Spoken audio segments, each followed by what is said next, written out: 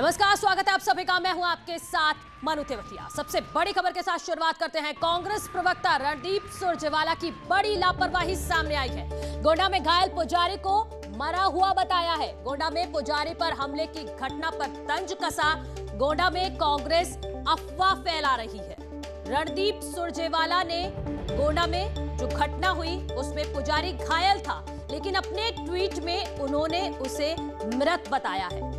रणदीप सुरजेवाला जो कांग्रेस प्रवक्ता है, उनकी तरफ से ये लापरवाही सामने आई है और आरोप ये लगाया जा रहा है कि गोंडा की घटना पर कांग्रेस अफवाह फैला रही है।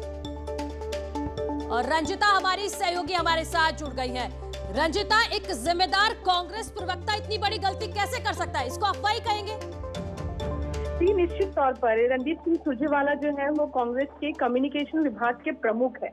इस नाते कहीं न कहीं कांग्रेस की जो पार्टी लाइन होती है, मीडिया में जो लाइन तय की जाती है, मीडिया में जो वो बात कहते हैं, ये जिम्मेदारी रणदीप सिंह सुरजेवाला की होती है। 2 घंटे पहले जो ट्वीट उन्होंने गोड्डा में पुजारी के हत्या कहकर जो ट्वीट किया है, कहीं न कहीं इस पर कांग्रेस की फजीहत हो रही है, क्योंकि रणदीप सिंह सुरजेवाला की जिम्मेदारी और ज्यादा बढ़ जाती है, क्योंकि वो कम्युनिकेशन विभाग के प्रमुख है। और ऐसे में उनका ये ट्वीट आना कि उस पुजारी की हत्या हो गई है, ये कहीं न कहीं कांग्रेस के लिए बैकफायर कर सकता है। कांग्रेस को ये जवाब देना पड़ेगा, खासकर जब मीडिया सवाल करेगी इस चीज पर, क्योंकि कांग्रेस को ये कह सकते हैं कि जल्दबाजी में राजस्थान में जो मामला हुआ है उसकी लिपापोती के लिए कांग्रेस ने एक आक्रामक तेवर अख्तियार करने की कोशिश की उत्तर प्रदेश की घटना को लेकर, लेकिन ये कांग्रेस को ही बैकफायर हो रहा है। जी रंजिता, आप हमारे साथ रहिए। हमारे साथ बीजेपी की प्रवक्ता हैं अनिला सिंह, वो जुड़ गए हैं। बहुत स्वागत है आपका।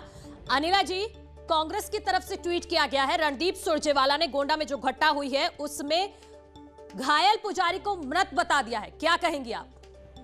यही तो मानसिकता है कांग्रेस की, भ्रम, झूठ, इसी के आधार पर इन्होंने हमेशा से राजनीति की है।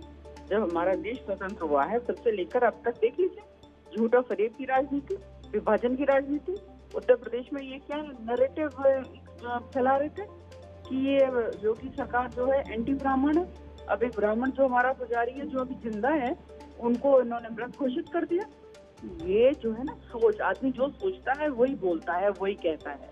तो ये रणदीप सुरजेवाला की जो सोच है, ये कांग्रेस की सोच है कि आप झूठ फैलाओ, भ्रम फैलाओ और लोगों में एक तनाव पैदा करो। हाँ, राजस्थान में जो जिंदा जला दिया उसके बारे में कुछ नहीं बोलेंगे। हाँ, इनकी जो महिला कार्यकर्ता है, इनके पुरुष कार्यकर्ताओं ने उसको पीटा, उसके ऊपर असॉल्ट किया, अब तक कुछ नहीं बोलेंगे। और यहाँ पर झूठ की राजनीति करने के लिए ऐसा है कि ये झूठ जो है ना, उसके पैर नहीं होते, मुंह के बल गिरता है। और ये सुरजेवाला का जो झूठ है वो ट्वीट के माध्यम से दर्शाता है कि कांग्रेस जो है, जो यही सोच है कि झूठ फैलाओ। अनिला जी, क्या आपको लगता है कि हाथरस के बाद अब गोंडा पर भी अफवाह फैलाई जा रही है कांग्रेस की तरफ से? बिल्कुल, यही करते हैं। इनका काम क्या है? झूठ फरेब, इसके अलावा करते क्या है? और ट्विटर पे जो राजनीति करते हैं इनके नेता, मैं प्रियंका वाड्रा के विषय में कहूंगी, क्योंकि उत्तर प्रदेश की बड़ी उभरती हुई नेत्री है वो कांग्रेस की, क्यों नहीं कुछ बोलती है? जब उनकी मतलब की राजनीति नहीं होती है तो चुप हो जाएंगे, चाहे वो महिला का विषय हो और चाहे वो पुजारी का विषय हो। अरे एक लाइन लिख देती कि रणदीप सुरजेवाला जरा देख लिया करो, जो लिख रहे हो उत्तर प्रदेश के विषय में झूठ मत फैलाओ। जी अनिला जी, हमने देखा कि राजस्थान के करौली में पुजारी को जिंदा जला दिया जाता है और उसके बाद अब जब गोंडा में घटना हुई तो मुझे लगता है, या फिर मैं आपसे जानना चाहूंगी कि कांग्रेस ने जल्दबाजी की। बिल्कुल जल्दबाजी करी यूपी के मुद्दे को बनाने के लिए। नहीं, जल्दबाजी करी आप सोच रहे हो, पर कोई जल्दबाजी नहीं है। यही इनका षड्यंत्र है, झूठ फैलाओ। देखिए, एक ट्वीट किया, हर जगह ये हो जाएगा, एक ब्राह्मण पुजारी की हत्या कर दी गई उत्तर प्रदेश में। उत्तर प्रदेश में तो बड़ी जाति हो रही है ब्राह्मणों के ऊपर। तो यही तो मैं कह रही हूँ कि फरेब की राजनीति ये लोग करते हैं, झूठी राजनीति ये करते हैं। बहुत शुक्रिया अनिला जी हमारे साथ जुड़ने के लिए और अपना पक्ष रखने के लिए। तो कांग्रेस प्रवक्ता रणदीप सुरजेवाला की तरफ से यह लापरवाही सामने आई है। वो ट्वीट हम आपको दिखा रहे हैं आपकी स्क्रीन पर कि किस तरह से गोंडा में पुजारी घायल हुआ है और रणदीप सुरजेवाला ने उस पुजारी को मृत बताया है अपनी ट्वीट में। गोंडा के मनोरमा गांव में जमीन विवाद में राम जानकी मंदिर के पुजारी की गोली मार दी गई, जिसके बाद वो घायल हो गए हैं। आरोपी वारदात के बाद मौके से फरार हो गए। पुलिस के मुताबिक आरोपी गांव के ही हैं और पुजारी सम्राट दास से उनका पुराना जमीन विवाद चल रहा है। पुजारी को जिला अस्पताल में भर्ती कराया गया है, जहां से उन्हें लखनऊ रेफर कर दिया गया है। पुलिस ने 4 लोगों के खिलाफ केस दर्ज कर 2 लोगों को पूछताछ के लिए हिरासत में भी ले लिया है। इस समय तो हम थोड़ा अस्वस्थ हैं और थोड़ा दर्द हो रहा है। बाकी जैसे कि हमें पता चल रहा है कि सब लोग बता रहे हैं कि 2 लोगों को पकड़ लिया गया है और आगे उनकी कार्रवाई अच्छी होगी। हमें पूर्ण विश्वास है और हम योगी जी से यही चाहते हैं कि उसके ऊपर कम से कम 31 मुकदमे हैं।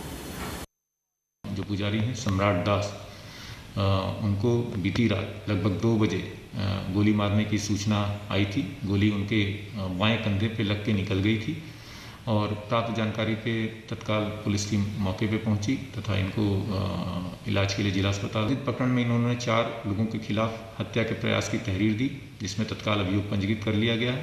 उसमें 2 लोगों को पुलिस के द्वारा पूछताछ के लिए पिक भी कर लिया गया, उनसे पूछताछ जारी है। जो तथ्य सामने आ रहे हैं कि जिन पे इन्होंने आरोप लगाया है, उनके साथ पूर्व में भी विवाद इनका चल रहा है, ज़मीन संबंधी विवाद। उसी गांव के लोग हैं ये और पूर्व में भी मुकदमे जो है इसमें पंजीकृत है। सहयोगी गोंडा से देवमणि हमारे साथ जुड़ गए हैं। देवमणि, फिलहाल पुलिस ने 2 लोगों को हिरासत में लिया है, क्या जानकारी मिल पा रही है? मामले में पुलिस ने 2 लोगों को गिरफ्तार कर लिया है और जो इस घटना में, इस हमले में जो बाबा को गोली मारे जाने में 4 लोग शामिल हैं, उनमें 2 लोगों को जल्द ही गिरफ्तार करने की बात कर रही है।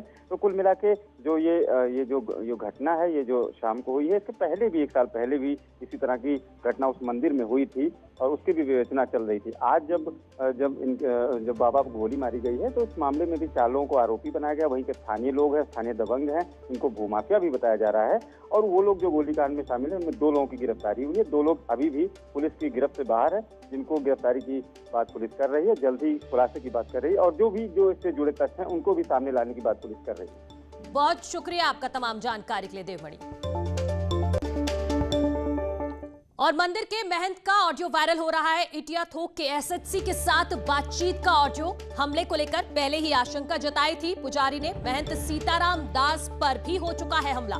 हमले की आशंका के बावजूद सुरक्षा नहीं बढ़ाई गई। मंदिर के महंत ने एसएचओ से नाराजगी भी जताई थी।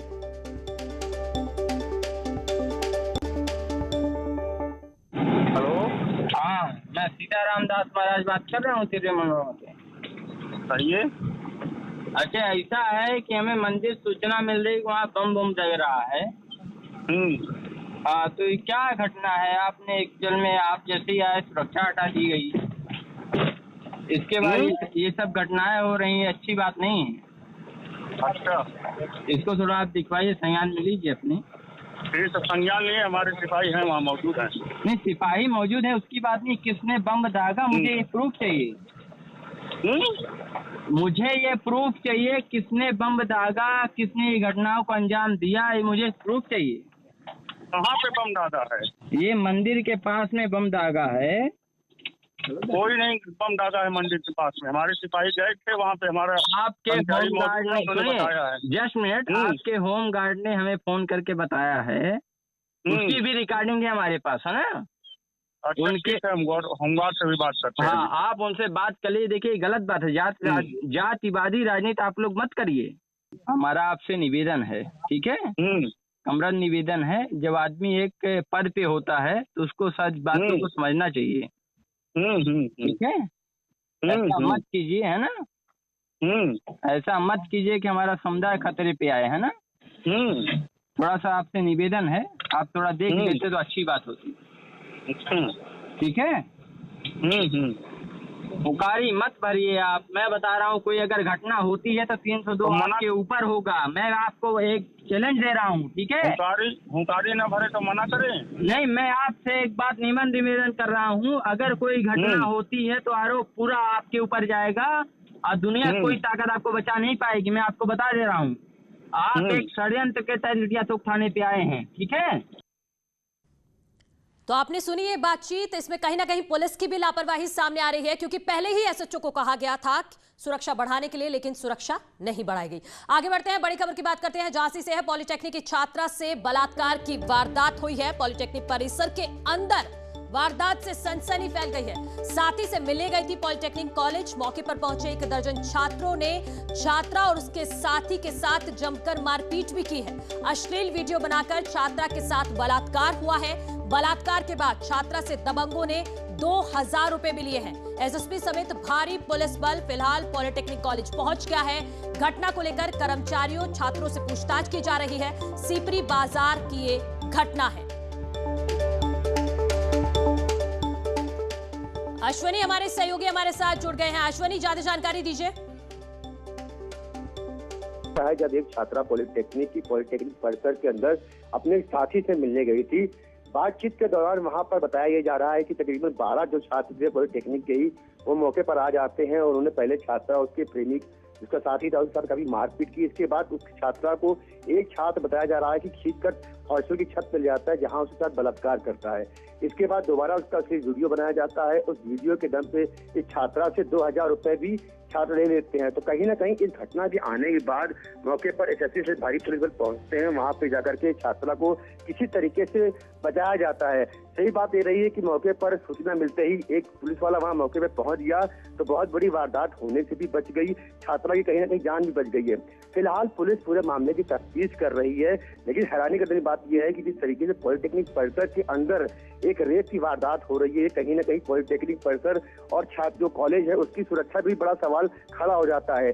जिस तरीके से ये छात्रा अपने साथी से मिलने गई थी पॉलिटेक्निक परिसर के अंदर, इसके बाद उसके साथ बलात्कार की घटना हो जाती है, तो कहीं ना कहीं सवाल काफी बड़ा खड़ा होता है। जी बिल्कुल अश्विनी, सवाल काफी बड़ा खड़ा होता है। ये भी जानकारी दीजिए, क्या पुलिस ने आरोपियों की पहचान कर ली है?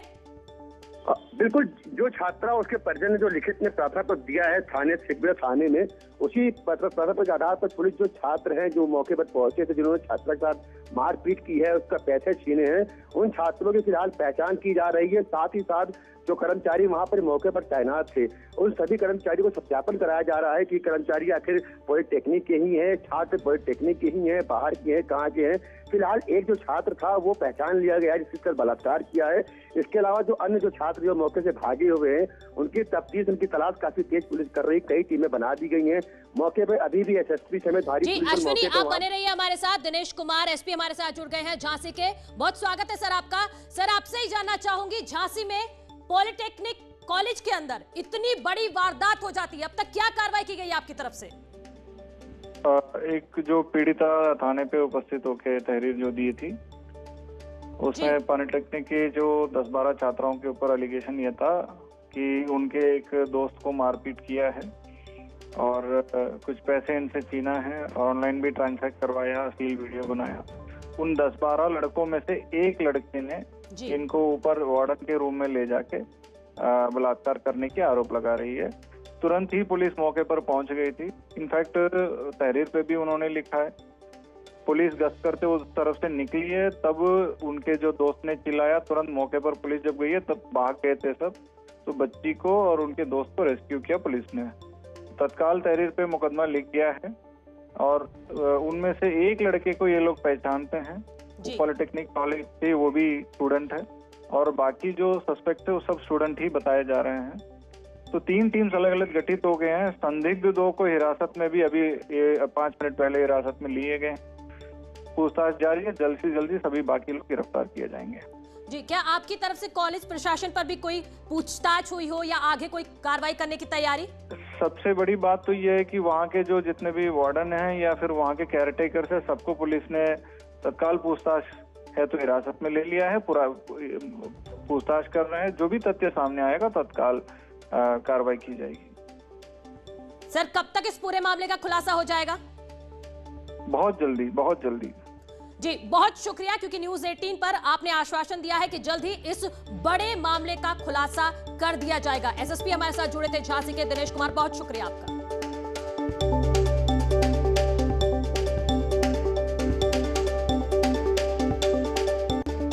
एक छोटे से ब्रेक के लिए रुक रहे हैं, जल्द हाजिर होते हैं। अब बात करेंगे हाथरस कांड की। तो हाथरस कांड पर पल पल चीजें बदल रही हैं। आज नाटकीय घटनाक्रम में पीड़ित परिवार ने रात को लखनऊ जाने से इनकार कर दिया है। पीड़ितों ने पहले लखनऊ जाने की सहमति दे दी थी, लेकिन बाद में कहा कि वे रात को लखनऊ नहीं जाएंगे। लखनऊ पीड़िता के भाई का आरोप है कि उन्हें प्रशासन पर कोई भरोसा नहीं है और रात में उनके साथ कुछ भी हो सकता है। साथ ही सवाल उठाया है कि उन्हें रात में ही लखनऊ क्यों ले जाया जा रहा है। आपको बता दें कि कल हाईकोर्ट की लखनऊ बेंच में हाथरस मामले पर सुनवाई होनी है और पीड़ित परिवार को उस सुनवाई में शामिल होना है। बोल रहे हैं कि अभी हमें पूरा कंफर्म नहीं है, पर आपके अगर जाना होगा तब प्रशासन का फोन आ जाएगा आपके पास। मैंने कहा अगर आज हम जाएंगे नहीं, ये देखो ये तो प्रशासन के ऊपर है, कब लेके जाएगा। मैंने कहा पलटी उल्टी भी आती है। हाँ बोले ठीक है, आपको प्रशासन का फोन आ जाएगा जो भी कब लेके जाएंगे। कल जाना होगा तो सुबह कल जाना होगा तो हम लोग कैसे जा पाएंगे, क्योंकि हमें तो पलटी आती, क्या जवाब देंगे वहाँ पर। अभी तक प्रशासन ने क्या सूचना दी थी आपको? प्रशासन ने ये दी थी कि हम लोग 10 बजे कल 11 बजे गए थे, 10 बजे आ जाएंगे हम लोग। अभी तैयार है ना, अभी तो कुछ कह नहीं। अभी तो अब जाने जाने में कोई खतरा है? रात को तो हमें जाने में खतरा है पूरी तरह से, क्या पता नहीं क्या कोई घटना का हो जाए, पूरा खतरा है। तो अब कल आप जाएंगे नहीं आएंगे? अब कल तो जाने जब बोलेंगे अगर सुबह तो। इधर पीड़ित परिवार की सुरक्षा में चूक का मामला भी सामने आया है। पीड़ित परिवार के घर लगे सीसीटीवी कैमरे भी नियमित काम नहीं कर रहे हैं। बिजली के जाते ही घर में लगे सीसीटीवी कैमरे बंद हो जाते हैं। आपको बता दें कि 4 दिन पहले ही घर में 8 सीसीटीवी लगाए गए थे। मामला सामने आने के बाद प्रशासन ने पीड़ित के घर इन्वर्टर की भी व्यवस्था की है।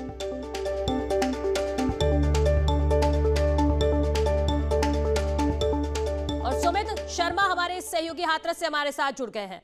सुमित, पीड़ित परिवार को इतना डर क्यों लग रहा है? पहले नार्को टेस्ट नहीं कराना था, सीबीआई जांच भी नहीं चाहिए और अब लखनऊ भी नहीं जाना।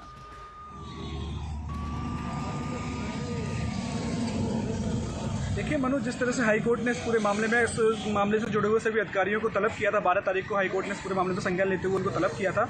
उसी क्रम में पीड़ित परिवार को भी 12 तारीख को कोर्ट में हाजिर होने के लिए एक भेजा गया था। इसके जनपद हाथरस के अधिकारी इस पूरे मामले में पीड़ित परिवार से मिले थे और उनसे सहमति पत्र लिया था। उसके बाद से लगातार आज सुबह उनको लखनऊ के लिए रवाना होना था। जिला प्रशासन ने पूरी तैयारी कर रखी थी, लेकिन कुछ वजह की वजह से वो लेट हो गए, जिला प्रशासन को ले आने में लेट हो गया। लेकिन उसके बाद पीड़ित परिवार ने लगातार आज पुलिस प्रशासन के साथ जाने से मना कर दिया कि हम रात को नहीं जाएंगे, हमारे साथ कोई भी घटना हो सकती है, हमें पुलिस प्रशासन पर कोई भी भरोसा नहीं है।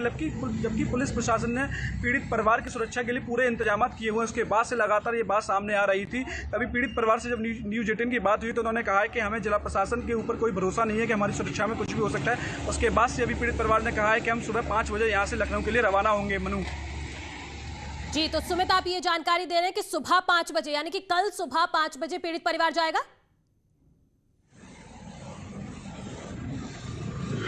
जी मनु, कल सुबह 5 बजे यहाँ भारी सुरक्षा के बीच में परिवार को पूरी तरह से, परिवार के 5 लोगों को, जिसमें पीड़िता की मां है, पीड़िता के दोनों भाई हैं और पीड़िता के जी, फिलहाल बहुत शुक्रिया सुमित आपका तमाम जानकारी के लिए। तो ये अब तक का सबसे बड़ा अपडेट कि पीड़ित परिवार अभी तक मना कर रहा था कि रात को नहीं जाएंगे लखनऊ। अब कल सुबह 5 बजे लखनऊ के लिए पीड़ित परिवार रवाना होगा।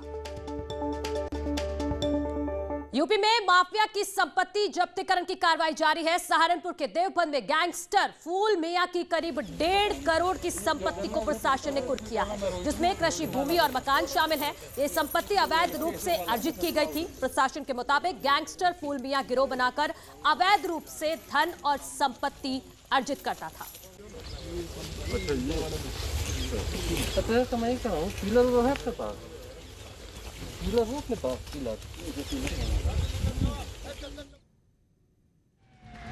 बीएसपी के एमएलसी महमूद अली और उनके पार्टनर अमित जैन के खिलाफ प्रशासन ने 100 करोड़ की आरसी जारी कर दी है। डीएम ने बेहट के तहसीलदार को दोनों से 100 करोड़ की रकम वसूलने का आदेश दिया है। ये खबर हम आपको दिखाएंगे, लेकिन फिलहाल एक छोटे सा ब्रेक के लिए रुक रहे हैं, उसके बाद देखिए खबरें।